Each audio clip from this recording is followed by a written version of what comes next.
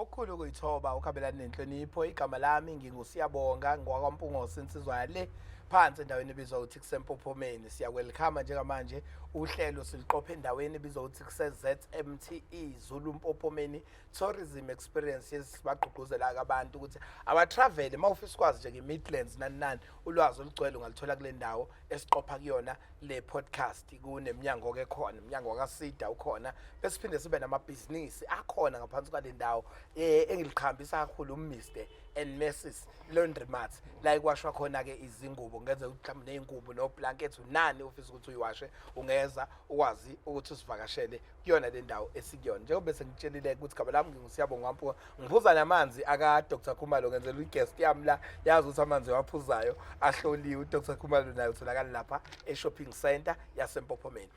Bafowethu niyazi-ke lolu hlelo masithi know your leader ila isuke sihamba khona siyokwazi khona ngumholi sazi khona ngumuntu ongumphathi okhethwe abantu ngoba phela umholi kakhulukazi ikhansela yilo muntu esikholelwa ukuthi uhulumeni ubuso bezwe ukuthi liphathwa kanjani njengamanje ngijoyinwa insizwa eqhamuka lapha kaWard 9 umfoka Mabaso ophinda bukhansela weWard Council Mabaso sicela ukubingelela siphinde sikwamukele ohlelweni qhawe. Ngibingelele Khuba ngibingelele kakhulu necrew yakho ngibingelele nomphakathi nje wonke waseMpophomeni noma wasemngeni kakhulukazi phela uhlelo lakho lode aligcini la kuthina sibingelele bonke abantu bese ngokukhulu ukuhlonipheka Khuba ngicela ukubingelela inkosi engiyakhela undaba ezithu nondaba siyakhuleka ngibingelele wonke amakhosi amanye angaphansi komngeni njengonqamalala nondaba nomkhizi ngiyabingelela la siyabonga kakhulu ukuthi ubingelele nasemakhosini esizwe khanzela lesi situli mawushaya iinvite sokulindela ukuthi umuntu akazoza ngesizathu sokuthi uhlelo ukalibuka uyalibuka lolu hlelo uyaqondana nama podcast amanye akenzeke kulolu hlelo Mfowakho no ngiyalibuka kodwa umuke wabezela kulesihlalo kuba kaningi ucabanga into eziningi kakhulu ukuthi ngiye kodwa ke egcineni kosuku kufanele sizile ngoba i-accountability ibalekile ngoba phela abantu kufanele bazi ngokuthi yini esiyenzayo emphakathini nje umphakathi usikhethile wasithuma ukuthi asusebenzele kufanele size ohlelweni noma kona isitulo esingayenzelula siyashisa kumele ufike uprepare hayi umuntu ongaphandle ngakukhuluma nje kodwa hayi siyashisa asilula ayihlisa umoya kumnandi sena amanzi kaDokotela la Mabaso mfethu okokuqala engifuna ukuyakhona ubani ukhansela uMabaso ngoba inhloso ngangithina sekulandela leyo ukhansela kodwa siyafisa ukwazi mhlambe khona insizwe ezothi iyakhula nathi lensizwe ubani Mabaso insizwe ekhulele kuphi ikuphi nje manje ngoba sikhuluma ngibonge qha mfowethu mina ngumuntu okhulele eplazini ngisuka eplazini ekubizwa ukuthi Triandra alright emaplazini nje eKaklofu kwaGayi ngolimi lamanje lwesintu nje sithi kwaGayi ngikhule nabo ko former mayor uSokhela besikhula ndawonye sizalwe khona sakhula khona so ngezimo ke ezazi khona ke sagcina sesifuduka ke safudukela emakhaya nje basesihleli la ngihleli khona kwazi yes alright yini ekwenza Mabaso because mhlawumbe mina ngikhumbule eminyakeni eyedlule njengephoyisa ukuthi yini ekusondeza nezombusazwe noma nakhona esiphoyiseni uyayingaqhelelene nawe lento yezombusazwe yini ekusondeza ngakulento no mhlambe Khuba angibuyele emumva kancane la engithe ngizalwa khona noma ngikhulele khona ngikhulele eplazini umlando kuyakutshela ukuthi uma ukhulele emaplazini kukhona izinto ozibukayo the time ukhula inhlalo impatho kubazali nako umkhulu bethu sikhula sibuka so iyangena lento yepolitiki kuleso sikhathi ngibuka impilo nenhlalo ipolitiki akuyona into engifike nawo manje ngapha into engiqale khona ngale emabangeni aphansi esikoleni bengihlupha ke ngoba cha bengikuthanda ukuthi izinto mezingenzeki kahle ngibe vocal ukuthi lokho asifisi ukubona kwenzeka kumuntu omnyama nansi iproblem yethu yayisuka lapho apha nje ngasuka ke sesisuka eprimary ngike ngabuya ngafunda la eZamthula Oh, ngabalekisa udlame ke ngesikhathi sa 1988 89 ngaphinde emuva eplazini ngaqeda grade bathu standard 5 ngaleso sikhathi. So ngase ngiya kwi high school engaqala kuyona futhi yayiseplazini nayo eYaro. Ngifunda khona ngafunda u6 kuphela. Ngabuya ngangena eNjoloba ngizoqala u7. Standard 7 eNjoloba ngafunda unyaka wodwa futhi nakhona. Nakhona futhi ngangi activist ezombusazwe. Kwangeyona ukusebenzela umuntu ngangikuthanda njengoba ngangafisa ukubona umunye umuntu ecindezelekile. Ngangafisa ukubona umuntu ekhululekile ngaba kwezomnotho ngaba noma ngayiphi inhlobo yenhlalo. Ngangifisa ukubona umuntu ekhululekile. So iyona into iyangenza ukuthi ngingene kakhulu kwezombusazi. Ngasuka ke nje loba ngawufunda ke emabangeni aphezulu futhi esikoleni kwakuthiwa iMichael House ngaleso sikhathi esesibizwa ngeyasithuthuke manje. Ngicabanga ukuthi umatric wami ngoqede khona. Yabona ke bese ngise asithuthuke eMichael House. Ngihluphe kakhulu. Uhlupha ngaziphi izinto? Sihlupha ngokuthi not kabi. Sihlupha ngokuthi nje ngampela umuntu omnyama akakhululeke. Injustice yayikhona. Justice yes. Akakhululeke umuntu omnyama. Yilezo zinto ezazisihlupha neqembu engangikhula nalo ngaleso sikhathi. Abaningi baboke sebadlula ke emhlabeni. Izimo zikaNkulunkulu ngeke uzenze lutho. Ukuthi nje ipolitiki ke cha yona iyayikhona emzweni yayisegazini yakho. Yes. Waqala ukusebenza? Ngaqala ukusebenza ngisebenze kanzima nyana ke Khuba. Ngisebenze emabaker, ngisebenze emateksini. Kwazi ukufika isikhathi ke la sifuna ukuphusha umzabalazo kakhulu endaweni yakwaHaza la ngihlala khona njengamanje. Sa launcha iYouth League. It was 1990 mengaphosisi 1990 uqala sa launch iYouth League la ngaba usihlalo khona weYouth League. Qala Youth League yayiphi inhlangano ANC lo imele manje? Inhlangano engimele njengamanje ANC. So okungelula ke nakhona ngoba kwakunzima ngaleso sikhathi kwakusabusa iqembu lika Babu Ushenge umntwana elalibusa phezulu emakhaya. So kwangelula ngingakusho nje lokho sayilontsha kona iYouth League yethu kulobo mzi lapha phezulu emakhaya. Silontshe lehlahleni sincishwa amahholo sincishwa izikole sisehlahleni. Kodwa ngoba into muyifuna uyilangazelele sagcina sikwazile ukuyilontsha. Onyakeni olandela loyo ngasaphinda salontsha iANC iMother Board. Ngaphinda ngaqokwa futhi ngaba usihlalo walapho. So sengishiya kuYouth League sengena kwiMother Board. So ipolitiki nje kumina ibiliki ihambe njalo ke insizwe eziningi ke esasisebenza nazo noma esasilekelelana nazo sigijima nazo sala elokishini eningi zazo futhi sizadlula uPeter Zondi obaba umkhulisa baningi oMandla Majole sebadlula abaningi.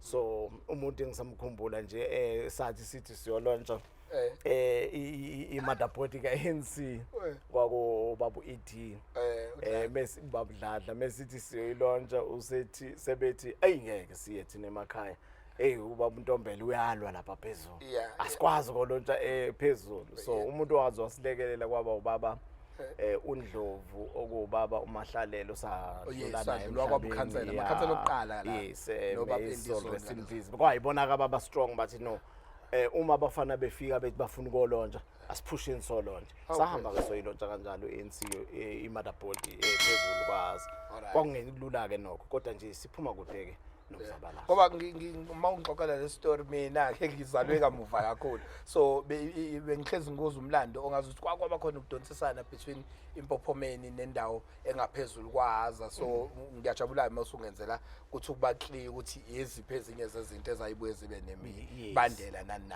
Kwethu nanithi manilwa ke ngaleso sikhathi iziphi izinto enanilwela nithi maniyibuka nithi emva kwesikhathi esingaka mhla kwayithina ngempela siba semandleni ngoba ngizwa nilontsha ngaphansi kwezihlahla nani yini eyiphupho leni what was your vision ngayonke lento enanithi niyayizabalazela?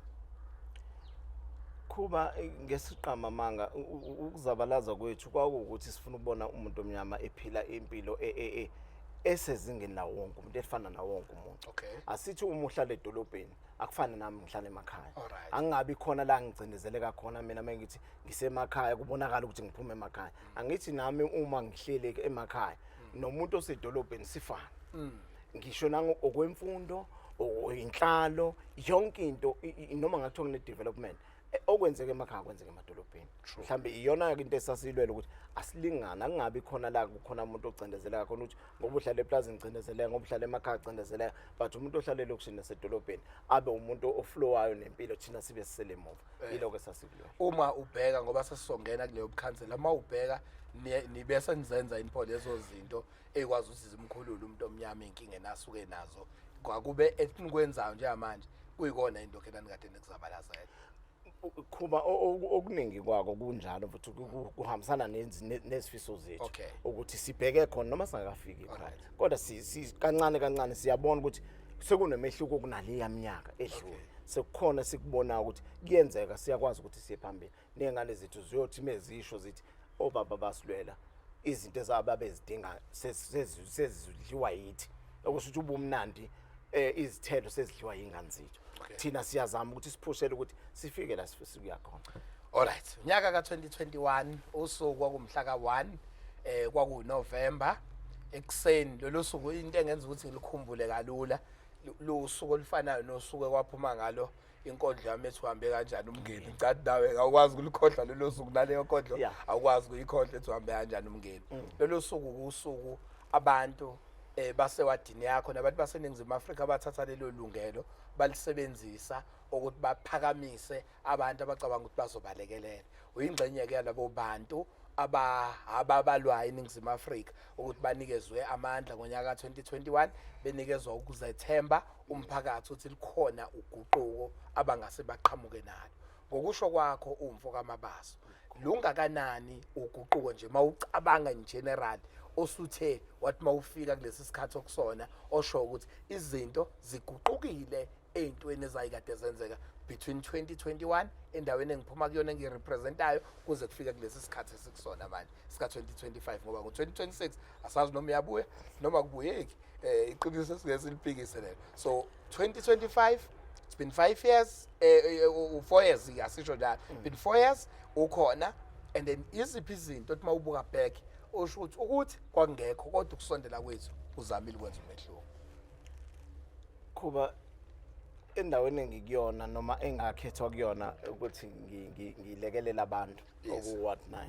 Alright. Noma kwenawo eyuvulekile ke nokho kodwa sokusongena mhlawumbe. Yes, uzocela emva kwalapha. Yes, mhlambe umehluko usube khona kakhulu. Hayi kancane ezimene ezinzima singawuphethe umkhandla. Kodwa umehluko ukhona mningi kakhulu.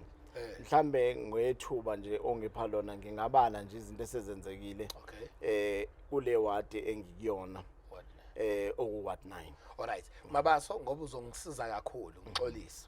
Asikami iward yakho ukuze umuntu osibukayo njengamanje azi ukuthi ukhuluma nobani uthi uyamthinda ngoba kade ngibuka even kuma comments bekuwe kungene into otholayo ukuthi akusesiye iward yakho. Awungikameli iward yakho asisuke nje phezulu suka nawo kanjani iphela kuphi and then kuzobusungunika development kulezo ndawo esikhuluma ngazo. Iward yami isuka asiqale umoya uzoqala ngaphezulu ngihlehle nayo ngize nenona kunendawo entsha manje eqalayo esando edevelopayo ekuthiwa kusezulwini. Alright. Bekuyindawo kade ingekho ngaphansi kwami ngiqala ungena ekhanseleni. Bekuyindawo kade ingaphansi komsunduzi ngokwazi kwami nangokwazi kwakhansela ongaleka Ward 9 umshengu oka Ward 9 emsunduzi mina ngu Ward 9 emngeni. So engigcine sengiyithola lo ndawo ukuthi ingaphansi kwethu ngo 2024 lo ngonyaka odlule uyophela. So enye ke indawo esingene ngaphansi kwami usiyiqala lapho. Kusithi kule ndawo edevelopayo ekuthiwa isezulwini wehle nayo. Ungena kahlengwa uhlengwa wonke kusithi into ithi kanje ngaleso sikhathi ngene umgwaqo lo main road moqhamuka kamgwaqo.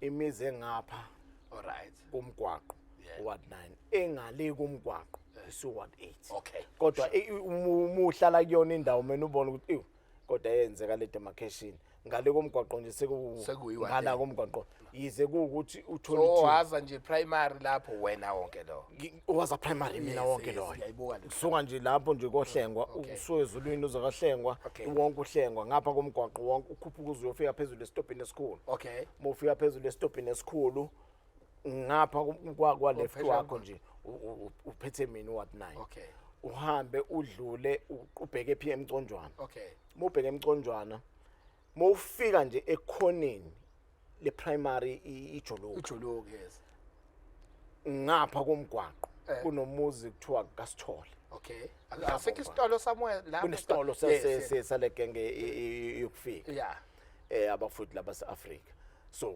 mokuleso sitolo nje nalomuzi wakaSithole ushona phansi ngala ngapha komgwaqo khoneni lesikole ijuluka uya le nangapha komgwaqo so what 8 okay what 9 ithangeni ke bese uyamaka ubuya nje yonke ushona phansi bese uza nawo ke ngapha ngenzansi udilika phezulu esitobhini esikhulu ngwabomjapan abomjapan alright uza ki omjapan ba wena noma bayimina omjapan bonke labo nje ihlathi lonke njengoba usuka kuleso sitolo lesi ngisho sale genge yokufika okay ihamba ihlathi kunendawo ukuthiwa ehlathini lapho uzofika kuleya area okay imonke loyo ungena ushifu wonke uthi mufika ke kaShifu yeah bese iqala futhi inkathazo okay kaShifu uyangena lapha phezulu esitobhini kaSibiya kunomgwaqo ongena ngaphakathi uzophuma eMjondolo okay lo mgwaqo ongena ngaphakathi uzophuma eMjondolo wonke lo mgwaqo uzofike kaBaba uMtshali khona uBaba uMtshali onenkomo namashi ngifike ngivale ngomtshali ke mina lapho angisaweleli ngapha kwaMtshali okay ngani ngicina ngale kwaMtshali so bonke abangapha kwaMtshali ukhuphuka uye phezulu ngapha ngenhla ku main road umgwaqo kuItha road enendawo kuthiwa kusenkwalini okay ugudla ubheka phezulu futhi njoba ngigcine ngakaMtshali nje kunamatshe akhombayo lapha idemarcation ngigcina ngawo mina ngapha yonke le ndawo suku what 8 sengiyamake la bese ngiyasuka ngiyeqa impophoma yonke ngeqa idamu ngifike endaweni ekuthiwa kusezuzokuhle ezu ebese kubo what 9 futhi okusewena lapho okay Mosezu phesha kwaseZulu namafemu akubizwa Orange Grove ofefield bablele lo mafemu la Orange Grove lawa ngasa exist amanye awo nenesare le lapho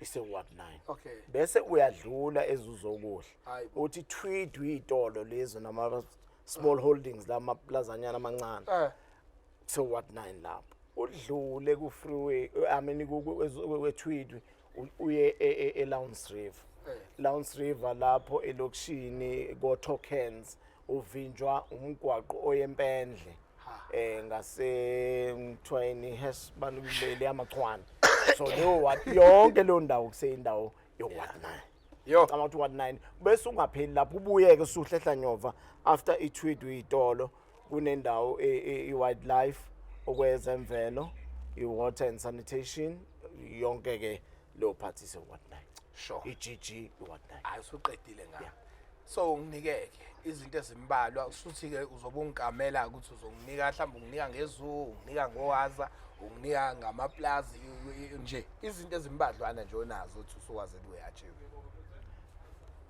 njengoba sengishilo khuba ziningi izinto esesithe achieve asiqale ngapha ngakhona ezuzokuhle yes ezuzokuhle sibe nezinto ezimbalwa nje sezithe zenzeka khona kade kungenzekile lutho so kungekho nje lutho qobo okay sibafakela ibhohole laba bantu okay sabafakela ama street light okay sabafakela ama toilet izinto nje ezibasic ezibalekile sabalungisela umgwaqo so sekuyahambeka amanzi banawo ama street light akhona ama solar panels abanikeza banayo nama toilet izinto ezibalekile ke bekufanele babe nazo engizibuke ezibaleke kakhulu ngoba okunye kwako engifike lapho umgoqo ubheda kakhulu uyakhumbula kwangangeneki awukwazi ukuthi ungayiprioritize into yomgwaqo ngoba uma mina ngiyengikholele njengomuntu wasemakhaya uma unomuntu wakini ogulayo kufanele ngene ambulance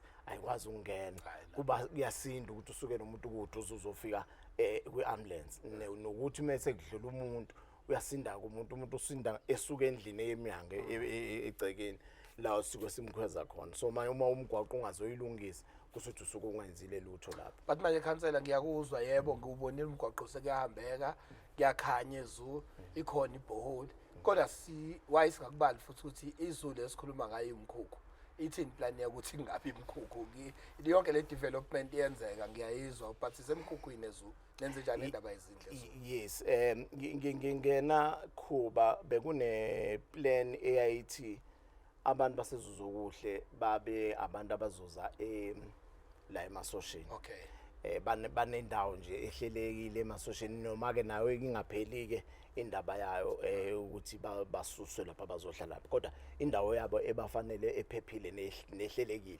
isemasosheni yini uma uzwe ingqinamba zasemasosheni because ngiyakhumbula sekuvulwe ngisho ama-site kwaphela imali kwenzakalani ngoba phela thina sazi ukuthi project mayingasaqhubeki awunabo sebeyidlile imali yini evimbile ukuthi abantu basuke emkhukhwini bayohlala lapha endlini ngokwazi kwami Khuba into egcine ivimbe lapha emasosheni into engqalazinda infrastructure yamanzi iyona kahle kahle evimbile lapha okufanele kube nebudget ethe ukuqina ngokomgungundlovu so that uzokwazi ukulekelela umasipala bafake ke inqalazinda yamanzi then bese kuyakhiwa yiloko nje why ikhansela ingabi nespeed ngoba phela iyangikhalisa mayizoba njalo ngoba one ngqinamba umkhukhu nje mawungase kushe owodwa kobe isibhicongo bese niyaqala futhi senigijima ngesikhathi sekukubi kakhulu why zingaphushwa ngespeed ngoba abantu baseZulu izindlu zakhona simo senhlalo sakhona asisihle ngisho ungaveza ziphi ithombe zakhona akukho la uthi khona kumele ngabe khona abantu abasahleli kuleya ndawo kunjalo Khuba no ngicabanga ukuthi kuyaphushwa Khuba ukuthi nje izinto eziningi zihamba ngebudget into enebudget ke akuyona into futhi manje besiphinda yabona so mhlambe kukhona la kusenengqinamba khona mhlambe national anginalo iqiniso angikwazi futhi ukuyikhuluma kakhulu le kodwa ngikwazi ukuthi inqalazinda nebudget enikwa umgungundlovu esingaphansi kwawo iyona esasibambile alright qha enye ngifuna ukuyichecka iward yakho iphethe enye iward enamafemu njengoba nisho ikhona mhlawumbe indima enidlalayo ukuthi abantu bayathola amathuba emisebenzi ngoba phela isimo siyabheda lapha nanka amafemu aseduze usually jwayele kuba nomkhutshana uthola ifemu izogcwala abantu uthola ukuthi ngempela abakude nasendaweni kodwa abantu bela ikhona indima oyidlalayo ukuxhumanisa umphakathi wakho oseduze namafemu ukuthi ukwazi ukuthi uthola amathuba emisebenzi qawe kukhona nje ifemu ekuthiwa u320 lapha mengaphosisi yayi igama lisho njalo ngoba la amanye Orange Grove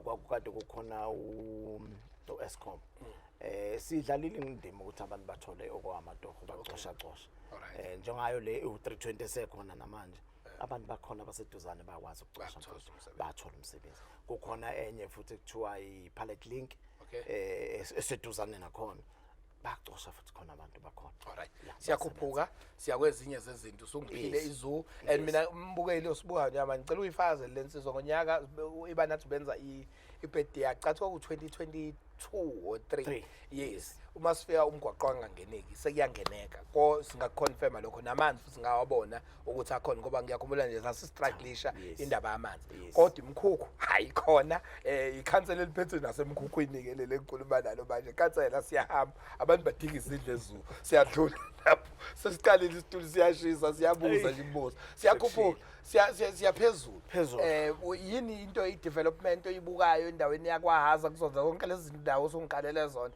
yiphi into othi bangikhumbula nangayo le ukuthi ukhansela waphushayo kulento le nakhona futhi ngapha ngenhla Khuba siyenzile imigwaqo mengayibala nje kaShifu imigwaqo henziwe kaShifu nje lo ngaphansi kwamla ngaphansi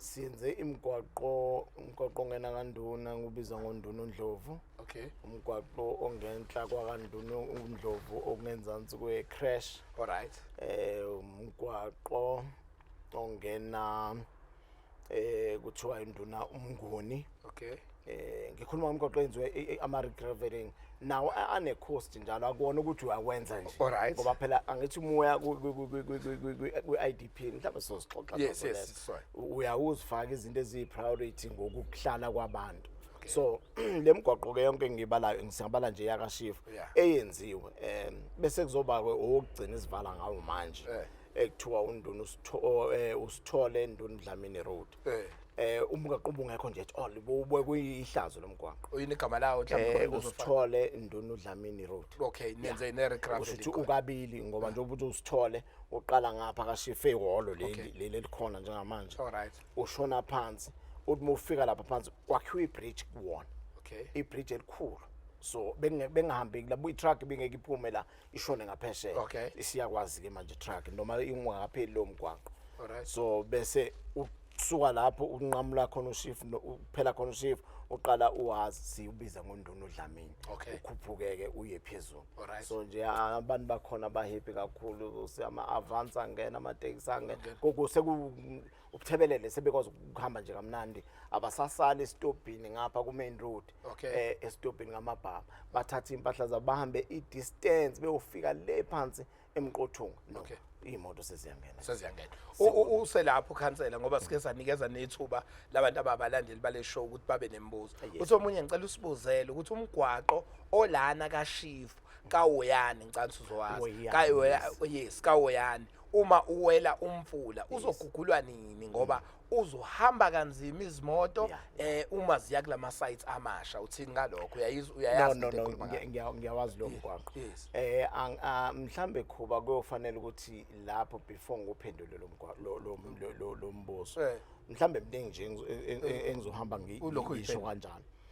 kanjani umphakathi wethu khona into ekusafanele ufundiseke kuyona alright uma kubizwa ama public meeting okay abantu abaye ama public meeting then izinto ezifana nalezi bafike bazithole khona alright ngoba lo mgwaqo lo buza lo mgwaqo ingoba evele ngampela engazi Okay. kepha mina ngokwami kwi-IDP yami no iyogcina nje recently ukhona lo mgwaqo alright sebe ngisho imanager sezifikile zawubuka ama engineers Alright. zawubuka ukuthi zingenze njani ukuze zikwazi ukuthi usebenze Alright. sewuyinto nje engiyenzile so useplanning planning nje alright ungikhuthazela mhlambe ngoba wonke wamakhansela sengeke ngawa invite alokho eyifaka indaba ye-IDP awuthi ukuyicacisa indaba ye-IDP ukuthi ilekelela kanjani ukuthi umphakathi ukwazi ukuthola izidingo zawo awuyichaze lento ye-IDP mhlambe lento i-IDP nje sizoyichaza ngesizulu nje kahle hle baye bathi intuthuko edidiyelwe intuthuko edidiyelwe Yes. abese kuleyo ntuthuko edidiyelwe ubese ubeka izinto ezibalulekile ngokumphakathi ngokuhlala kwabo alright uma umphakathi njengoba kuwumphakathi wakashifu loyo uthi siyodinga lo mgwaqo ubalekile kuthini uzothatha uwenze priority ubu number 1 Alright. noma ubu number 2 so kumele beze emhlanganweni fanele beze emhlanganweni bese bezoyibuka nabo ukuthi ezintweni esinazo angilinganisi into yakashifu mhlawumbe nje kancane ngento ezimbili kune hall lapha ngisazoyakhuleka ukuthi ukulinganisa kodwa okay ke uzongena kuloko kwakho mhlambe nanti ibhodlela angiyeke ke hall yeah. nanti ibhodlela selinamanzi awawafu nanti enini namanzi agcwele so uthi wena ikuphi okuzoba i-priority kuleyo ufuna kuphi okubo uzothi umnya nansi ngoba fanele igcwaliswe lamanzi ngoba sephelile so yilezo zinto ezinjalo suke sizibuka nawo umphakathi ngoba akona ukuthi kufanele uhambise izinto ezithandwa uwe njengokhansela emkhandleni ukuthi nazi izinto ezibalekile hambisa into eshiwo umphakathi kodwa nawo umphakathi awufundi ukuze emhlanganweni siyawucela umphakathi awuze emhlanganweni ngoba suke sizikhuluma lezi zinto emhlanganweni mfowethu ngijabulela ukuthi-ke namhlanje lakho uhlelo oluhlukile kudlala lolujwayele ukuba khona ngoba nginama-questions aqonde ngqo kuwena aqhamuka kubantu abahlala endaweni yakho so usually la bekulula kakhulu kumina ePopman ngoba i-what ne-what ngiyazi ukuthi uhamba kanjani so kuwena kusiphoqile ukuthi ake sibuze abantu bendawo ukuze sibanikeze uhlelo nangokombuzo wawo umbuzo wokuqala enginawo sisacela usibuzele ukhansela ukuthi kungani kwashifu sihlupheka unyaka wonke ngaphandle kukagesi selokhu kwaqhuma itransformer ngo-2024 kuze kube manje 2025 ayikakalungiswa njengoba senza le podcast nje uJuly 2025 ayikalungiswa awekho amanzi. Okay, asiqale kulento le. Why iqhuma itransformer ngo2024 kuze kube 2025 ingakayilungisi kaShifu? Nanku umbuzo womuntu ohlala kuwena. Nakhona futhi la Khuba ngiyabonga nje ukuthi lolu hlelo lakho libalekile Kwethu. lubalekile yabona umuntu okude nalo uyangalibona ukubaleka kwalo Sure. lubalekile lolu hlelo ngoba kuningi abantu abazokufunda ngalo. All right. Number 1 asingene kulento kagesi Yeah. ithinto ugesi kamasipala ugesi sinawo sisemkhandlweni All right. kodwa sihlukene ngendlela esisevwa ngawo ngogesi. Okay. Ngizokubeka nje abantu abasedolobheni Yeah. ngizokhuluma ama-suburb edolobheni eHowick, Hilton, Sidara, Pophomeni Township, iMevane Township. Yeah. Bonke labo bantu engibabalile bafola ngaphansi kwamasipala ngogesi. Okay. Ngogesi angithi sikhuluma ngento Yeah. ekagesi Yes. ngifuna ukuyicacisa so that Yes, nomuntu la ngiyakhona Yeah. ngiyophendula umuntu ongabe Abe clear. clear. Okay. Bese kuzothi ngisakhuluma umasipala wonke kuzothi kaKloof yonke kaKloof Eskom, All right. Ligiton Eskom, Lawrence River Eskom. Eskom. Bese uyayiqayo zonke lezi ndawo sengizibalile bese uza Gaza Chief Nohaza Mashingeni Okanye nje iwadi yakho. iwadi yami eno8 phakathi Okay. ewu9 no8 ba Eskom. Okay. So nje lapho nje fanele sazi ukuthi siku Eskom thina. Iwadi yami nje iku Eskom. Why is that salokho ukuthi kube khona bangaphansi kwamasipala kube khona banga Eskom? Ngoba wena uzabalaza ozabalazela ukuthi umuntu ohlele edolobheni akafane nomuntu ohlele emakhaya nasemaplazini. Yini ke iqala isizathu salokho? Khuba ngeke ngiqamba amanga Khuba izathu sokuthi kube uEskom ngapha kube umasipala ngapha ngeke ngiqamba amanga ngisazi isizathu lapho Okay. ngoba ngikhule nje kuyinto efana naleyo nami Okay. kodwa ngaze futhi ngisithole isizathu ukuthi why sibe Uzabalaza ukusamela uqhubeke ke. usaqhubeka umzabalazo kakami. Please. Well ke bese kuthi uma izinto zenzeka emkhandlweni esikuwona aqhuma itransformer empophomeni. Yes, kanti iqhumile nje. Ebese i-replace i-transformer Yeah. kwenza i-audit i-replace i-transformer Alright. bakhokha abantu Obani abakhokhayo? sengisho ukuthi Okay. ngendlela okwenzeka Okay. ngakhona bese kuya ngapha ngakuthini umehluko ke la uba khona ingakade ngifuna ukuyiqala ngicacise yes. leso iqhuma i-transformer kuthina ngapha kwa Eskom Yeah. uthi uEskom ngaphambi ube ngiyibuyisele i-transformer ngicela umphakathi ungenzele kanje awukhokhe imali into eqhumisa ama-transformer asiqale kuyona. Okay, yeah. Ngakuthina ngokwazi kwami iwadi ngendlela seyihambe ngakhona transform iqhunyiswa indlela thina abantu esenza ngayo izinto ngogesi. Cha, Akusho ukuthi- aqonde nje le podcast asifihlele ukuthi asitama regulation ukurobha kwagesi ukuqhumisa itransform.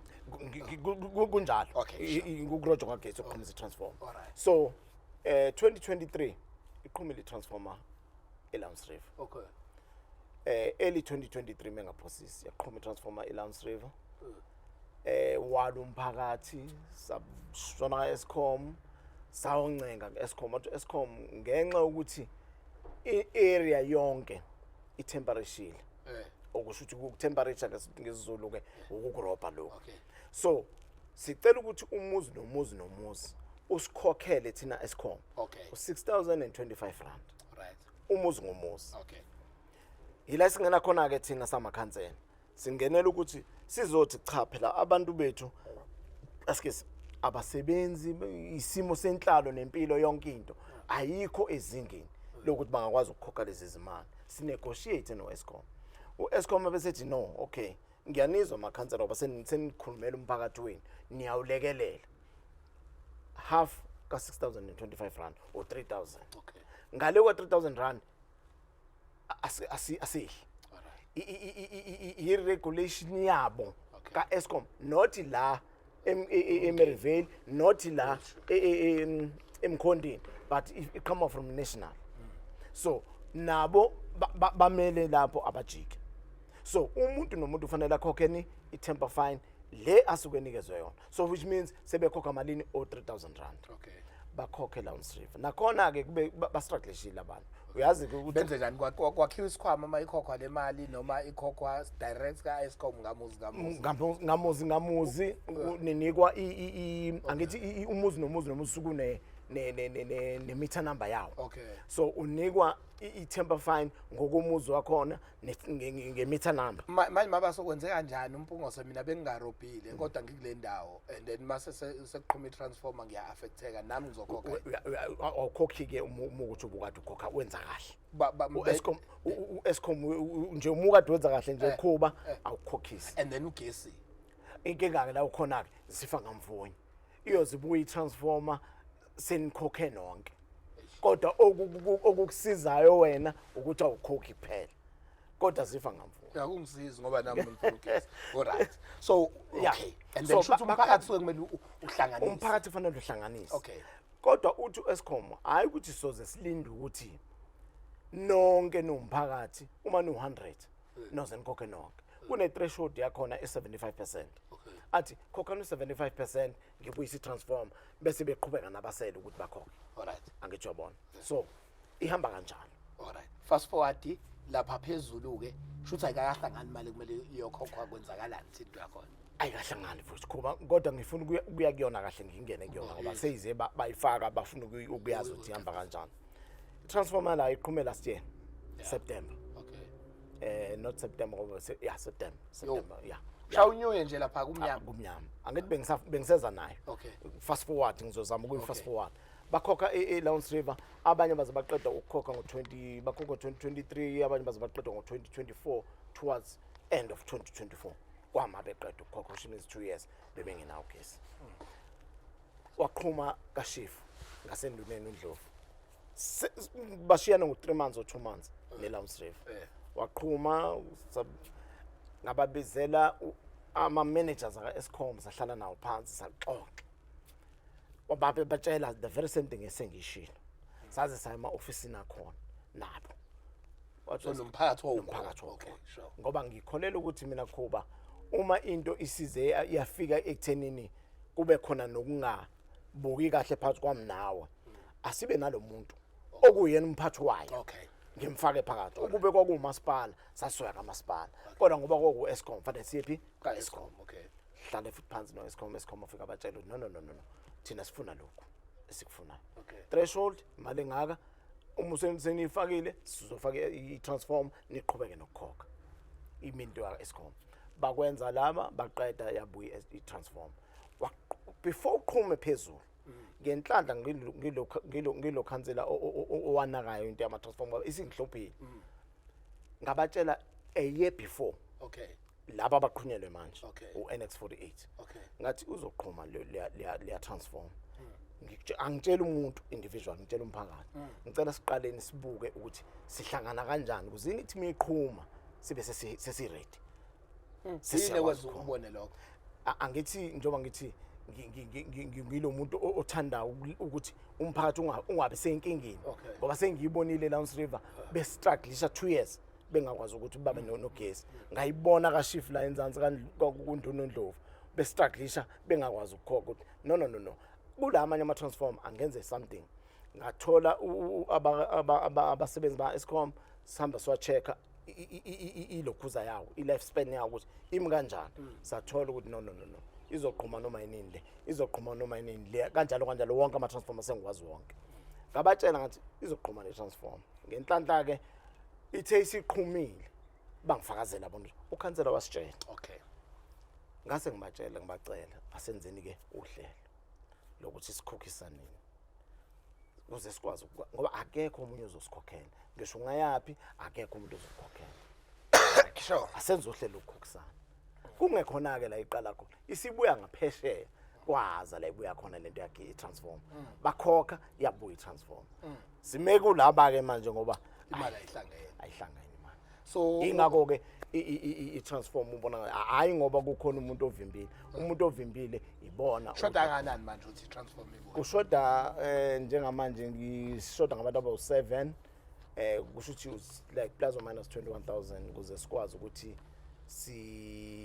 simithe le threshold asikaqedi kodwa sisamitha le threshold kuze ibuye transform then ilo mali esishotelayo but ke besinendlela kade sizikhuluma ukuthi noma ngase kube nje sizokwazi ukukhokha kube nje kanje hayi imali enkulu mina ngiye ngikholelwa ukuthi asenze uhlelo ka 300 rand nawufakile kule transformer le manje uma ungasubabuza abantu bakhona bakuxoxela mina ngokhansela ngifakile ngizama ukulekelela ufake imali kuyimali abayifakayo nawufake njengapha ngifake njengapha nawathi awuphosa ngathi nami ngiphose ukuthi ngiphosela abana akusho lutho bathi ngiphosile and futhi ngisazophosa ngoba ngiyabona ukukhona akwenzeki kodwa ekugcineni kosuku abantu abamosa ukufuna ngazo ukuthi manje ekugcineni kufanele ithe master ukuthi ukhansela kakho mhlambe lento fasilungise le yokuthi amakhansela mhlambe ayikho imali noma ikhadi esinikwa lona samakhansela ukuthi mekuqhamuka izidingo esigijimayo khansela nanti ikhadi ogijimiyole no musiza nizokusiza ngephakethe lakho ngenhliziyo yakho ngokusiza nokuthanda abantu ephaketheni lakho akukho extra nanku umunye uthi awekho amanzi zambe bumnyameni ingane ziyaphazamiseka nasekufundeni ngoba isebenzisa amakhandlela kodwa ke shuthi iphendulela liyagesi but ngenzela useyiqedelela ukuthi ukungabikho kagesi shuthi kunomthelelo omngakanani makuzothiwa awekho ngisho ingane isebenzisa amakhandlela ekutheni ifunde ingabe lokhu akusiyo yini inkohlakalo noma ubandlululo phakathi kwethu so bekuwumbuzo womuntu oyedwa lo so ezinye zezinto kumele ninote ukuthi kuneyingane since nisathi ndidele transform kodwa kunomntwana omncane okhahlamezekayo thina ezikoleni siyayoluko bagqugquzela ukuthi abafunde mabe ngasalitholi ke nendlela yokufunda izothanda ukuba inkinga ithenye abantu abanamsebenzi bazokhokhela kanjani ugesi isho njalo uqala yale ithi abanye abantu abanamsebenzi bazokhokhela kanjani ugesi kansela ya le yomsebenzi kuba inkinga ngoba akusiyo into eyenzeka ka-Ward 9 kuphela shifaza noma ngazo Ward 9 kuphela ba Lawrence River into nje ekhona lonke izwe inkinga yomsebenzi so ngisho umasipala esisebenza ngaphansi kwawo amathuba omsebenzi mancane ngoba inkulumo yakhe isahamba la lithi abantu abanamsebenzi bazokhokhela kanjani ugesi abanye ke bathi sebeyimisele ukukhokha kodwa Eskom awuzi ukuzohlola isimo engabe kufanele size sibhikishe ukuze sizwakale sicela nisikhumbule nathi singabantu njengabanye iphelela kanjani Eskom uzoqhamuka mase kuphelele as long nje bona sebeqeda ukukhokha imali Eskom uyaqhamuka alright kunalena ke lokho ivele kakhulu kuthiwa lana ke ihall lomphakathi lilungiswa nini ngempela ngoba waphephuka iholo lapha endaweni yakho kuba le ihall noma senidlile imali yehall no hayi akaza ayidliwe imali ikho le hall imi kanje ngifike mina kuba ihall league lesimo esikusona ngifika nje alright number 1 priority yabantu emphakathi walapha kaShifu bekuyihall alright IDP ngalifaka ihall lifakwa yimina okay ukuthi asilungiselwe leli hall okay akukho engakwenzile ngehall ngikwenza konke ngiphusha unyaka nonyaka ngiyaphusha ukuthi alenziwe leli hall lami alingene kwi-budget okay ngoba ngiyalidinga leli hall yabona mhlambe ke kubhlungu kumuntu omphakathi ngoba yena ubona ihall ukuthi alungiswa mhlambe nami angenzi lutho ngakho kodwa kubhlungu kakhulu kumina ngoba umsebenzi wami mina angiwenzi kahle ngoba nginemsebenzi efana ngiyayenza kuleli hall mina ngukhansela angikwazi ukuyenza ngesimo sokuthi nami anginalo ihall alright kunaloko kufanele ngiyome eminyango ngibiza ama public meeting ngime eminyango aninaholo nje nina anginalo iholo mina iholo ebengikade nginalo kaza so lo ngolunye usuku soyixoxa ngolunye usuku loyo ngoba nayo ingenisa ipolitiki yakhona ngaphezulu kodwa sengigcine ngingasenalo iholo kodwa benginalo iholo kodwa ngolunye usuku lo sicela usibuzele ukuthi siyoke sibe nawo inama RDP njengabanye abantu mhlambe ke loyo Khuba umehluko kusekuthenini ukuyiphi ward. Okay. Ngoba mhlambe ngizothi ngiphendula into engeyisiyona. Alright. Ngoba mina ewadini yami ngazi ukuthi ama RDP houses njengamanje ebekade nginawo ngiwanikile abantu bakaShifu ngabanika abantu bangahaza. So kusasele yebo abakaphelile. Kodwa Siyabonga. Okay, angivele ngizama ukwafunda elandelana ngoba amanye acisha besimila Abafana. so uzothola ukuthi uzokwazi uphendulana lesi kukhona engibona ngathi ngifundelanga. Siyabonga Mpungose page enguga endala la ngasePower bafakwa nini ompompi emzini yabantu imigwaqo yona ifakwa nini itiyela ngoba eminingi leminyaka sihleli amakhansela angena azaphume engasenzelanga lutho. Iwadi yakho leyo ngisho asilungiseke inguga once wathi inguga nje so what 8. What 8, okay? So umbuzo wakho sizowugcina siwugcinele ukhansela wa 8 mhla sinayo. Sicela usibuzele ukuthi lo mgwaqo olana kaShifu, okay? Ubese ubuzile lo yaka uSiyana. Ithi ngiyafisa okwesithathu lo nyaka ngicela itoho. Kwaze kwawa indlu ekhaya ngimchazela ukuthi akusebenzi umuntu elokho engithembisa cancel indaba lokuthembisa umuntu eshilo kwena ukuthi ekhaya kusebenza umuntu kwaze kwa umuzi. Mhlambe ke Khuba ukuthi angazi ukuthi ubani loyo. Okay. Lo uyiphi futhi ward ngoba kunomehluko mhlambe ucela umsebenzi ucela umuntu wrong kodwa ke mina ngiyenze nje ngiye ngibakhuthaza abantu ukuthi engikuthole kamasipala nami ngibatshele ngona. Uma uzofika ucela umsebenzi kimi ngithi mina imisebenzi nasinayo. Okay. Imisebenzi yonke indlela edesignwe ngayo into yomsebenzi manje ithi thatha iCV uyihambisa kamasipala kamasipala uyifaka kwi-database. So uma kukuthi kufuneka abantu sihamba ngani nge-database yapi yakamasipala. So mina umuntu engimlekelelayo ndo nakhona kamasipala bethi izinto azenzeke ngokwe-database emakhaya angilinganisi kwakhulu umgwaqo wetiyela bese ngikhohliwe by the way ukuthi sengilifakile itiyela emakhaya ngaphakathi emakhaya uhamba umgwaqo ozofika esikoleni uyitiyela lo mgwaqo emakhaya so khona umehluko ke uyawubona umehluko lapho Kodwa khona oke wangibhalela ukuthi kwaphendulwa isoyi kwenye indawo kodwa itiyela lelifaka kwenye indawo khona into njalo ithinto angithi ke abantu abafuna ukuya emhlanganweni khona lento umhlangano lengiyikhuthaza emhlanganweni yayicacile into yayithi umgwaqo sofaka uwaza school road okuMabhaba road from owakankosi noma ngobiza ngaliphi igama usuka ku main road oyitha road uhamba uzofika esikoleni but ekugcineni uma sesifika sesifaka kuzohlatshwa isoyi ahlatshwa ngesoyi uma sekuzohlatshwa isoyi then umanager discover ukuthi no lo mgaqo wa transport akusiwo wabani wamasipala. So isithi ke into kumina ke sisimile lapho sefaka hlatshisiso no mayor. Sengithi mina mayor awukwazi ukuphindisela umgwaqo wami. Sengufunile phela lo mgwaqo usuphasile. Yes.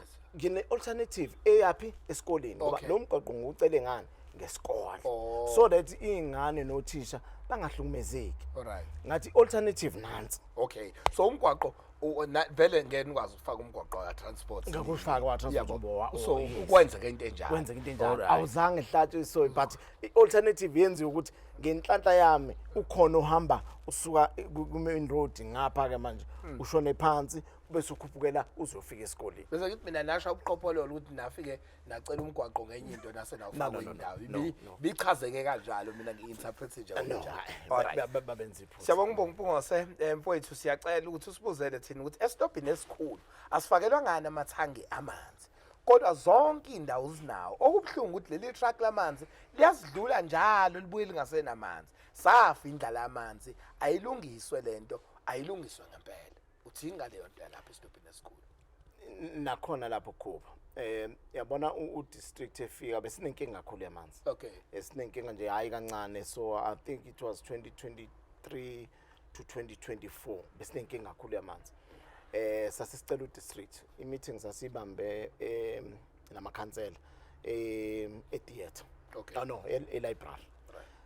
Kufike umeya nje nethimba lakhe sizoyixoxa lento yamanzi ukuthi ngendlela sesixake ngayo ngamanzi asakwazi ukwenza lutho saphefumula.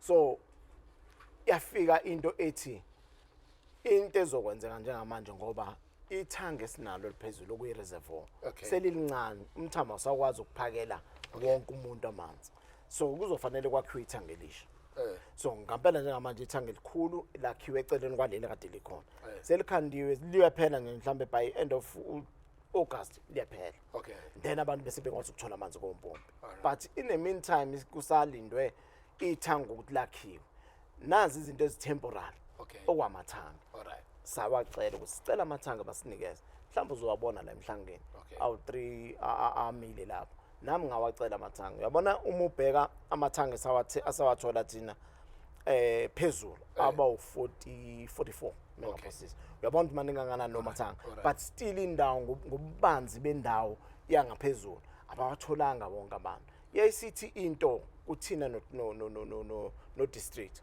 ngoba thina siku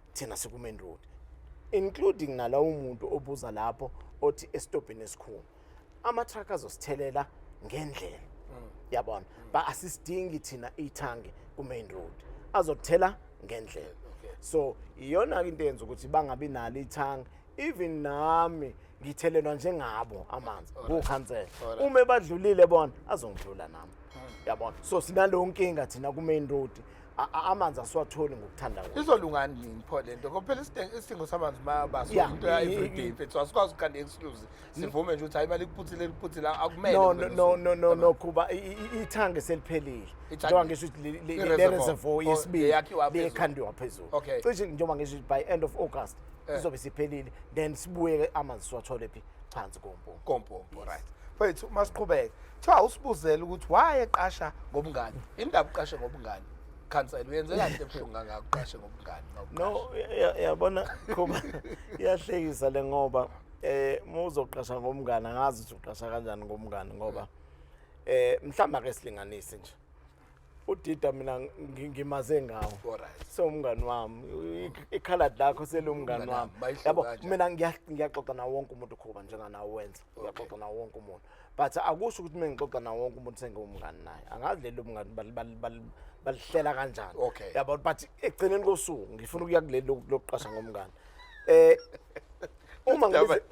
uma ngibiza imhlangano kuba ngiyithi labo bantu sisuke sihleli nabo emhlanganweni iyiphi indlela enifisa ukwenza ngayo indlela yokuqasha angithi sikhuluma ngokuqasha lokhu okuthinta ama projects akhona la ngaphakathi yabona so abese bezisholo bona abantu not umabaso bazisholo bona abantu ukuthi no indlela yokuqasha ile nale sibonisana but ekugcineni kosuku indlela esavumelana ngayo nabantu nomphakathi yathi asihambe cancel siyakunika imvumo hamba ubheke labantu abasuke bentula kakhulu yabona nomuntu uthola ukuthi khona emzini womuntu abasebenzi ngempela at all but kuze ukwazi ukuthi babeke something phezulu kwetafula hamba uthathe kuleyo mizi njani ngoba into ethi uxova amapasi kusuke kuwina abantu abawu5 abavela abasebenzayo basala abantu abaxakekile ngempela so iyona system esasisebenzisa so umusho njalo kusho ukuthi kaShifu ehlathini kahlengwa kahaza maphakathi nenda nginabangani zona ngidonsa nje labangani mina no ayihamba kanjalo kuba ngilanda laba bantu ngisizwa ama CCG aka health naka social development iyona indlela engisuke ngisebenza ngayo kuthiwa usibuzele ukuthi sekuphele 4 weeks amanzi awekho kaShifu and kubuzwa kulama water cans trucks kuthiwa asebenzela kahaza kuphela kanti mhla evotelwa wavotela isigceme sangakubo kuphela yini nokuqashwa ukuqashwa ngakubo waphindwa wabuya omunye shuthi ovumelana naye uthi inkinga nakhona kahaza ukhetha indawo ehlathini nje uqabukela ngempela esitholile water tank ayitholakala ehlathini uthini ngabantu basehlathini la iqabukela khona ngoba nibhizi kangaka nento abangani beni ithi into yeni lapho no ngicabanga ukuthi kuba abantu banalo nje iphutha kodwa sobafundisa nje ngoba mina ngiyangikholele kuba ukuthi uma ukhansela kufanele ngishilo ngiqala ba transparent so uma kuzoba namathuba uma kwamathuba amabili and unobhala wami wenza sure ukuthi uma sigcine ukuthatha angilinganisa izicebe esinazo kuqala khona uzoyibona lento sinehlathi sinoshifo la phezulu la ku-Ariel sinoshifo phezulu sinoshifo la ngenzansi yofika manje izulwini sinohlengwa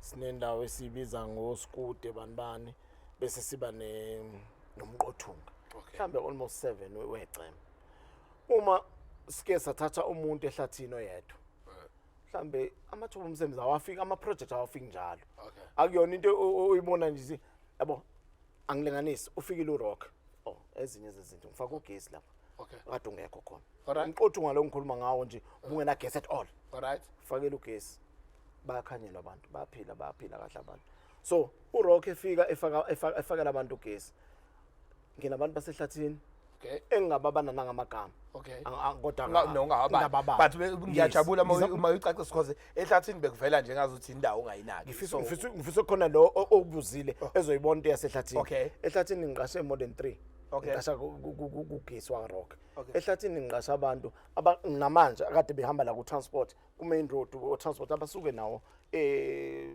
Lawrence River so ehlathini ngikhuluma ngehlathi ehlathini ngiqashile emgaqweni ngokade ukhanda wetiyela waza school road ngiqashile ehlathini lapha ngibona abangani bakho lapha abangani bami uyabona ehlathini nje ngibaqashile nje abantu kahlengwa ngibaqashile nje abantu ukhandwe izindlu lezi ezikhona u48 wama RDP houses u48 baqashile abantu basehlathini futhi ngalo othi amanzi ama water can trucks kuthiwa asebenzela Gaza kuphela angithi ke lapho kuba abantu basuke benze iphutha umuntu angafuni ukuyi-understand into yama-Waterkan ukuthi asebenza kanjani i-Waterkan kahaza ngithi nakhona kashifu kunamathangi hayi ukuthi awekho kashifu amathangi kunamathangi kashifu engingakubalela wona mangaki njengamanje 1 2 3 4 5 6 amathanga kashifu afakwa yile Waterkan lo khuluma ngendaba ukuthi ama-Waterkan adlula ekahaza kusho ukuthi kashifu ufaka abantu ngama-Waterkan emathangini umbuza lo mbuzo uzothi ubani ufaka amathanga kashifu afaka the very same Waterkan edlulayo yakahaza iyogcwalisa la amanye amathanga so nje kungamampunge nje la umfowethu bese kodwa ithi sicela usibuzele ukuthi kahaza ehlathini uthi imoto yamanzi kufanele yini sithole sesikhohliwe ngoba amanzi isidingo sa everyday thi imoto bayithola sebekhohliwe angeke ngilungise futhi lekho le ye-Waterkan yazi abantu bake bakwenzele nje into nawo uthi umuntu uyayicabanga uzuzibona yabona kube ikhansele kuyasinda awukwazi ukuthi namhlanje kuba amanzi emathangeni nonke niyawabona nomphakathi uthi aphelile nithule phela usuku lesibili kuphela liphele isonto lokuqala liphele isonto lesibili ngosuku ngesonto lesithathu bese uyafona khansela sesiphelelwa amanzi for 3 weeks then umbuzo uzothi benithuleleni sonke lesikhathi angithi yabo usuthatha manje ingazi ukuthi manje umuntu onephuthu ukhansela ngokunganifunela amanzi angithi yabona ngoba isenta ngoba kudingeka everyday isenta no angithi ngizama ukuveza isithombe sokuthi ungafundisi kwabantu uyabona ngoba phela into ithi khuba uma amanzi ephela manje usubonile wena kade uyovula impompi wafica wathola ukuthi amanzi awekho inamba yamakhansela futhi yawo wonke amakhansela asemngeni ayikho la ungayitholi khona fonela ukhansela amanzi ngithe ngiyafika awekho then the next morning mina the time ungifonela ukuthi amanzi awekho ngifonela ka district mina district amanzi awekho endaweni ukuthi udistrict ngakusasa kuseni uyafaka amanzi but so manje ngiyaxakeka ukuthi why abantu bakhala ukuthi kuze kuphele 4 weeks 3 weeks fona phela kade hayi ngilwa kodwa ngibakutshela ukuthi bafuthi nana niyenze justice kunini ngoba awukwazi ukungitshela ukuthi amanzi anisenawo amanzi for 3 weeks for 4 weeks nithuleleni sonke lesikhathi but into enginayo engicela ungiqinisakisele yona kakhulu labantu abasibuka ngoba makithi yayibuka iwadi yakhe impenkulu indaba yamanzi awuphinde ushaye lesiyasipikile kumuntu ozothola le clip kule ndawana ukuthi indaba yamanzi nilungisa nini ukuthi aphume ebaleni ngoba mangilaleli le issue ilokuzana and esiyasikuthola ukuthi lama water cans imvamisa aphushwa kangaka nje ingoba phela kusuke khona abantu abadlayo ngawo so umphakathi ungagcina ungayitholanga idingo ngoba kunendoda ezophazamiseka edlayo so ithini ukuyilwa ngoba vela lesidingo se-water can akusona sokuthi kumele sibe permanent awuyiqinisekise leyo nto khansela ama-water can ngiyaqinisekisa temporary yes So, azophela ama-water can mhlambe nini angithi ngenhlanhla ngiyahlala kwi-PLC edila nethange lela phezulu into ethi yayithi njengoba u-August uphela wathi sengishilo ukuphela kwa-August liyaphela ithanga so the minute liphela ke ithanga kungasho ukuthi meliphela ngo-August yonke into asiyaphuma kompompo kodwa mawubheka ngibuyisa ku-podcast ngonyaka ozayo kufanele bese ukhuluma usungitshela ukuthi amanzi ayaphuma empompini kufanele because manje ngiyayibuka ukuthi ivela isidingo yabona le topic yamanzi ingozana ngoba omunye uphuma namabhakede awu4 akasatholanga omunye kanjalo so yabona usoloko sidebate indaba ye-water tank ekubeni i-water tank asikhike out ngoba ibizwa njengento temporary injalo alright Khawu umbuzo omunye okugcina enguthole kubabukeli uthi siyabonga ngiyakubingelela mfowethu sibonge ngethuba elihle kangako sipha lona nohlelo lwakho ngicela ungibuzele khansela ukuthi kwenziwa yini ukuthi lo mgwaqo ongena ngakozondi uma usuke estopini kaHlengo bengawunaki futhi bengawulungisi sisizwe umfowethu wakwaMbhensi uyabona umgwaqo engichaza okay uthi umgwaqo ongena ngakozondi uma usuke estopini kaHlengo bengawunaki ngaba ulungisi sisizwe umfowethu wakwaMbhensi. Number 2 ngifisa ukwazi ukuthi makuvela amathuba emisebenzi iyiphi indlela aqasha ngayo especially kaWazi ngicela nokwazi kumhlonishwa ne-ward committee yakho ukuthi bayibiza nini imhlangano noma bayibiza yini imhlangano mabeyibiza bayibiza emva kwesikhathi esingakanani ngiyabonga ithuba kho ubhale kanjalo nje okay usuthi umuntu uma uzwa imibuzo wakhe umuntu okahlengwa lo yes kodwa ke futhi nakhona yabona uma ubheka leya monto engihamba ngayo asiqale nje emhlanganweni kuqala imhlangano siyayibiza njalo after 3 months after 3 months okay so meaning siba nemhlangano ewu4 ngokamasipala but akusivimbi ukuthi sibe nemhlangano phakathi nendawo noma after imhlangano ewu4 okay imhlangano mina ngiba nayo imhlangano idlule nje ku4 mhlambe ibo 8 ibo 10 uyenza njani mabaso mawuza imhlangano uyayimemezela wenze njani ngiyalapho ke khubo njengoba ngizwe ngithi leya monto ukuba yakwazi ukukhuluma ngaye kuxoxela indaba ngimemeza now and then mina ukumhlangano enguhlala ngingamemezeleni okay ngenza sure ngena passage to passage okay ngoba ngifuna abantu bebesemhlanganweni alright even kwa ward committee yakhe njengoba engayazi nje ihlala eduze kwakhe kaHlengo alright une ward committee ihlala kuyena eduze kwakhe kodwa akayazi ngobani abantu abafuni lento engiqale ngayo abantu abeze emhlanganweni bathola izinto ukuthi yini esikhuluma ngayo emhlanganweni ingakho begcina manje sebebuza ku Facebook and ngangibatshela ngithi uFacebook ngeke uzokuphendulela but ozewolo alright then ngizokuphendula mina mufuna impendulo nje ngomuntu okuyena osebenza kamasipala iza kumina zokunika impendulo alright so iphinde ithi ke into yakhona yiphi ke into eniyayisebenzise nisebenzisa iphindlela yokuqasha especially kaHasi nisebenzisa yini yona leyo ke wayisho iyona leyo engengayisho kodwa ngabatshela futhi ngoba ike ususa nje futhi umsindo wayona ngamabomu hayi uthi isuswa yini ipolitiki esikuyona but ngase ngibatshela ngathi mina no uma kuthi nithi nifuna sibuyele back kulento ye-cardboard siyeni futhi phela angithi akusiyo into yami into yomphakathi umphakathi onginikele yamandithi qaleni so umphakathi usufila kanjalo asibuyele lapha but uzobona ukuthi abantu ababebuza leyo nto abantu ababe qhamuka nepolitiki yabe eceleni akusiyo umphakathi umphakathi wawusamile entweni ngoba nakhona lapho beyibuza umphakathi wawumile ukuthi no thini rightly esisebenzisa njengamanje mfethu khona oze wayicelela kodwa lapha kuyona futhi kuvela lapha ngasehlathini bakhala ngomgwaqo uthi awu abasatholi ngisho inkwali angazi ukuthi ngibhale sengize ngawaqeda lama questions kodwa bekhala sotho futhi abasakhalela into eziningi bakhalela noma ukuthola inkwali nje emgwaqeni yakhona ngoba kunzinyana ithi into yakhona ngiyacabanga ukuthi loyo Khuba ilaba kuleza ezintsha ezifana nabasezulwini ezulwini ngibabezelela umhlangano sector meeting sengiyakubona sector meeting ngabatshela ngoba vele ngase ngiyifakile izinto zabo. Alright. Zolo lokho ezulwini bekade ama managers akamasipala ekhona futhi. Okay. Eyo check manje ukuthi distance. Alright. Umgwaqo bazoqala kanjani ezulwini. Nakhona la ngicathi kule area ile ndawo sithi khona kusentabeni. La uzophumelela kule area. Ngicathi umuntu owalapho khala. Nabo futhi ngicathi 2 weeks bengibabezela i-sector futhi meeting. Ngihleli nabo ngibatshela ukuthi into esengibenzela bezokhala nabo ngezabe ezikhala. Ngabatshela ukuthi mina nikhala kabi nikhala late.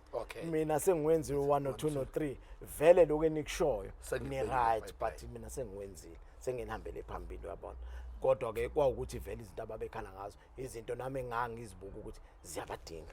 Mfethu awucabanga sesiya ngasemaphethelweni yini esingayi-understand ngendaba yokuba ikhansela thina nje mawungakhulumela mina ngoba kade ngihleka ukuthi i-podcast esinayo nawe e7 ivideo kodwa indlela abantu asebefundiseke ngayo ngokufanishina kamasipala abaningi including i-crew yami lesebenza nayo ngoba abantu abaningi bakuma socials okuyiqinisa singesesilbalekile yini esingayi-understand ukukhansela mawubheka nje mina njengomuntu osuke ehlele ekhaya yini mawubheka esingenalo ulwazi ngayo mawuyikhansela kuningi uma ubuka umphakathi esiphila ngaphansi kwawo ufuna ukufundiseka nje kakhulukazi ukufundiseka angisho kanjalo nokulandela ke izinto ezisuke mhlambe zikhona ngokamasipala kodwa kuzofundiseke nokuzowazi futhi ngezinto zamasipala ncika ekuthenini uma ikhansela libiza imhlangano bese uyaya emhlanganweni then uzofika uzithola izinto lapho ukuthi kwenzeka ukuthi nokuthi usuka la ufike la mhlambe silinganise nazo izinto zabo oma IDP budget ukuthi mase seyenziwe ibudget kukhona into ongeke uzokwazi ukuyenza angilinganisa ngemgwaqo mhlambe kuze kube lula athi umuntu mina umgwaqo wami awukafakwa iTL uyofakwa nini budget ithi into ngokomgwaqo ufuka ufaka ibudget kulonyaka unyaka wesibili uma kade sibuka u3 km umgwaqo kulonyaka sofaka ikilometer ngonyaka uzasifaka ikilometer bese kulo sithathu sifaka ikilometer which means umgwaqo wakho usuphelele so 3 years loyo cycle sinomgwaqo wakho uphelele ka 3 km so ziningi izinto ezifanele sizifunde yabona nami ngene ngithi hayi ngifika amasipala ngifika bakhombe ngithi ngifuna lokhu lapha kodwa akwenzeni ngalo ndlela ngoba sigayidwa izinto eziningi imithetho yakhona ayikuvumeli lezo zinto ezinjalo fanele uhambe uhlale ku budget uprioritize izinto ukuthi nazi izinto ezidingwa abantu bese singena ku budget nakhona ungasho ukuthi ku budget uzofika uyithole manje leyo nto oyifunayo akwenzeki kanjalo makhansela kuthiwa dla imali neyidlelana imali la makhansela khoba yabona uyazi ke ukuthi ngiphuma phi mina ngithi mina umuntu odla imali akaboshwa alright corruption ifanele uboshwe umuntu ngoba asikwazi ukufanishina kwi-country ne-corruption akaboshwe umuntu odla imali kodwa uma uzobuza mina ukuthi sidlelani imali umuntu odla imali akaboshwa so sithatha futhi lento ukuthi nidla imali no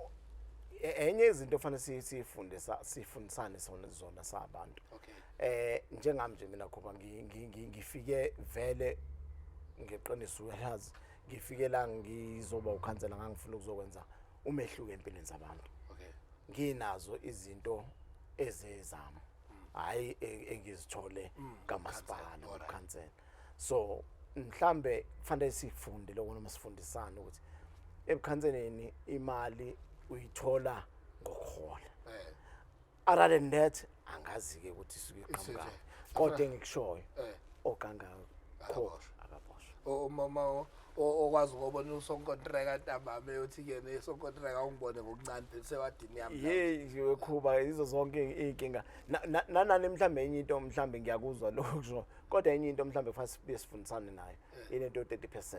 Okay. Izona zinto ezixakayo nabantu. Alright. Ezixabana. Ziyenzeka nakulamawadini bawo abantu banento ya 30% ukuthi mekongena iproject fanele kube 30%. Sifundisane into ka 30% ukuthi yini 30%. Okay. Yes mhlambe kungenzeka mina ngebhada ngaze ngibe ne project enkulu edinga sort of 30% edinga kodwa uma we understand into ka 30% ngisho kuba bengathengela isikole computer 30% uyangena nami nanokuthi u30% fanele ubheke ukuthi u30% kumalini then usala nomphakathi ngoba u30% ngokwazi kwami kufanele ube ususuka emalini engaphezulu kwa 10 million and above kodwa uma less than 10 million awukho 30% lapha ngokwazi kwami asifani ke ngokwazi kodwa kufanele sibafundise abafundi mabaso awuchaze njengokhansela isuke yenziwa yini le ukuthi njengasekhaya babe ngihle abantu bethi sebeze bawazi umgwaqo ngasekhaya igama lawo ngenxa ukuthi akiqedi podcast ngawufaka umgwaqo ngasekhaya ake ngenze umsekelo njengomgwaqo ngasekhaya lo ngekho kubizwa ukuthi umgaqa avenue yabo awukho nje avenue ngokwegama but wona awukho unane crash awukho ke mina ngiyayikhuluma so sithi singenawo umgwaqo elena mhlambe livele ithuba lokuthi uzoba khona umgwaqo so sekwenziwa yini project ivalwa ivinjwe futhi same people abebethi bafuna yona sebeyaphikisa mhlambe iqashwe komkangcini ungakwazanga ukuthuthuka kwawo lo mgwaqo ugcina ungezeka kusuke yenziwa yini ngoku understand kwakho ukhansela kodwa abantu phela kuthiwa nje bavimba ama projects isuke ivinjwe one project mawuzo mhlambe khoba kuncikana naloko engiqeda kusho ka 30% mhlambe nabo basuke befisa lezo zifiso kanti mhlambe umgwaqo wakho less than 10 million yabona so umgwaqo momncane awubi nayo imali kosoma business abancane so manje bona basuke befisa ukuthi ngaso sonke isikhathi kube khona la bezohlomla khona ngoba nabo osoma business bendawo ngicabanga ukuthi isuke ikanjani alright okunye ngithola njengawe wena uphathe inhlangano yakhe ingasekho emandleni okuyi-ANC lapha emkhandlweni bathi ke engifuna ukuchecka niyazibona indlela osebenze ngayo inhlangano yakhe ingasekho emandleni niyazibona ngelinye ilanga nibuya emkhandlweni nikwazi ukuphatha noma hambile nohlezi inhlele ngaphansi kwesihlahla banemeeting phela nihlala e-office senihlala elokhuzaneni mabasa niyibamba lapha nje ngaphansi kwesihlahla imeeting ubona kusazoqhubeka niye ngaphansi kwesihlahla noma akhona amathemba akhombisa ukuthi niyabuya no inhlangano yethu kuba isangabuye nginethembe elikhulu lapho alright isangabuye nje ukuthi ke umphakathi wawudiniwe ngaleso sikhathi so sangabe bangaphuma ngomningi bayovota bedinwe izinto ezazibadinile ngaleso sikhathi kodwa ukubuya mfowethu uma sikhuluma iqiniso isangabuye ukuthi nje njengoba ngisho ukuthi abantu kukhona izinto efanele bafundiseke kuzona ngoba udinwa uzudinwe uhambe uthi ngincama ukuya ngaphandle okay umabaso ngincama ukuya kaMpungose kunokuthi ngilungise ikhaya lami uyabona libe right why ngingalungisa ikhaya lami libe right kunokuthi ngiye ngaphandle asilungise ikhaya lethu sibe right sonke then bese sisuka sesiya phambili kodwa mengizothi ngiyaphuma kaMabaso ngiya kaMpungose amadlozi ayaxabana uMpungose yawena ngiyasala mina hlaxabena amadlozi angithi kodwa silungise idlozi kaMabaso ukuze siqhwazi kwakuya phambili mfethu lalela Mabaso siyakaze ukukhathuleni siyayivala podcast yethu indlela esivalelisa ngayo eyokubuza nje umbuzo olula no simple kuwena ukuthi ngempela vele ufike ngasikhathi sakho hamba umngeni umphakathi nje mhlawumbe uvela uhlala uthi hayi asisaboni ukuthi usiphethe kahle noma siyakubona ukuthi usiphethe kahle indlela obusebenza ngayo yakunika ithemba lokuthi abantu ubile ithemba labo futhi ubile isibani sabo kuba